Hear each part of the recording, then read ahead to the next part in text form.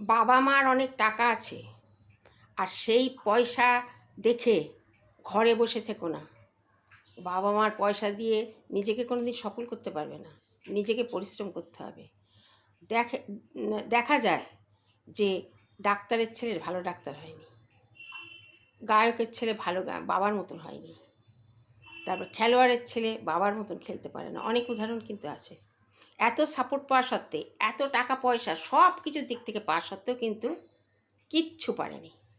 কিন্তু গরিব ঘরে গিয়ে দেখো কিভাবে পরিশ্রম করে মনের জোর দিয়ে এমন জায়গায় পৌঁছে যাচ্ছে যে দু চোখ ভরে তাদের দেখতে ইচ্ছে করছে। তাই একটা কথা মনে রাখতে হবে, বাবা মার কি আছে না আছে তাই দিয়ে বিনোদন জগতে গা ভাসালে চলবে না। ওঠো, জাগো, লড়ো। ঘরে বসে শুধু সাধনা করো না যে আমি সফলতা পাবো, পরিশ্রম করে সাধনা করো যে আমি সফল হব। আর পরিশ্রমই কিন্তু সফলতার মূল মন্ত্র। তাই বাবার কি আছে, মার কি আছে, সেই দিয়ে নিজেকে কোনো দিন গড়া যাবে না। এবং সেই গড়াটা কিন্তু সাময়িক, একদিন কিন্তু অন্ধকার জীবন হয়ে যাবে। মনে থাকে যেন কথাটা। নিজে লড়ো, নিজেকে তৈরি করো।